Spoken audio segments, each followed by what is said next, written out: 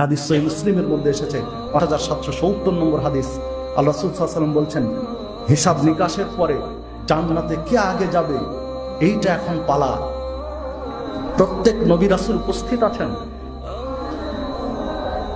আদি পিতা আদম আলাইহিস সালাম উপস্থিত আছেন, ইব্রাহিম খলিলুল্লাহ উপস্থিত আছেন, ঈসা রূহুল্লাহ উপস্থিত আছেন, মুসা কালিমুল্লাহ উপস্থিত আছেন, মুহাম্মদুর রাসূলুল্লাহ সাল্লাল্লাহু আলাইহি সাল্লাম উপস্থিত আছেন। কে যাবেন আগে জান্নাতে? এই প্রেক্ষাপট, এই চিত্র তুলে ধরে বলছেন, আতি বাবাল জান্নাহ ইয়াউমাল কিয়ামা, আমি প্রথম ব্যক্তি কিয়ামতের দিন জান্নাতের দরজায় গিয়ে দাঁড়াবো। জান্নাতের দরজায় গিয়ে দাঁড়িয়ে টোকা দিব জান্নাতে, ফাস্তাফতি, দরজা খুলে দাও। দরজা ভিতর থেকে লাগানো, বন্ধ করা আছে। আমি সিগন্যাল দিব, ফাস্তাফতি, খুলো দরজা। আমার সিগন্যালের পরে ভিতর থেকে আওয়াজ আসবে, মান আনতা, আপনি কে? যিনি প্রহরী ফেরেশতা তিনি জিজ্ঞাসা করছেন, মান আনতা, আপনি কে? দরজা খুলতে বলছেন, ফাকুলু মুহাম্মদ সাল্লাল্লাহু আলাইহি ওয়াসাল্লাম।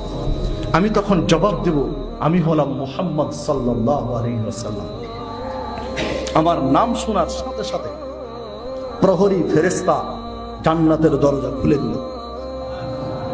খুলে দেওয়ার পরে যে বাক্যটা বলবেন, ওজন করার মতো আপনার আমার স্মৃতিশক্তিও নেই, এই বাক্যটা ওজন করতে পারবো না যে কথাটা বলবেন। ফেরেশতা দরজা খুলে দিয়ে বলছেন, বেকা উমিরতু লা আফতাহু লি আহাদিন ক্বাবলা।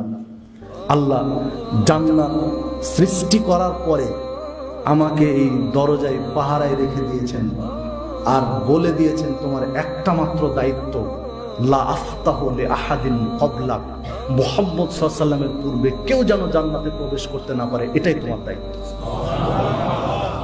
সুবহানাল্লাহ, আল্লাহু আকবার।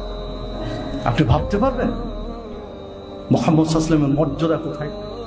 একটা ফেরেশতা পাহারা দিচ্ছেন সেই দিন থেকে, যুগ যুগ ধরে পাহারা দিচ্ছেন, শুধু একটা ডাকের অপেক্ষায়, যে কখন তিনি বলবেন দরজা খুলো। মুহাম্মদ সাল্লাল্লাহু আলাইহি ওয়াসাল্লাম বলবেন দরজা খুলো, তিনি দরজা দিয়ে ঢুকে গেলে তার দায়িত্ব শেষ। একটাই দায়িত্ব তার, যে হিসাবের পরে প্রথম যিনি জান্নাতে প্রবেশ করবেন তিনি হচ্ছেন মুহাম্মদ সাল্লাল্লাহু আলাইহি ওয়াসাল্লাম। এই দায়িত্বই তিনি পালন করছেন যুগ যুগ ধরে।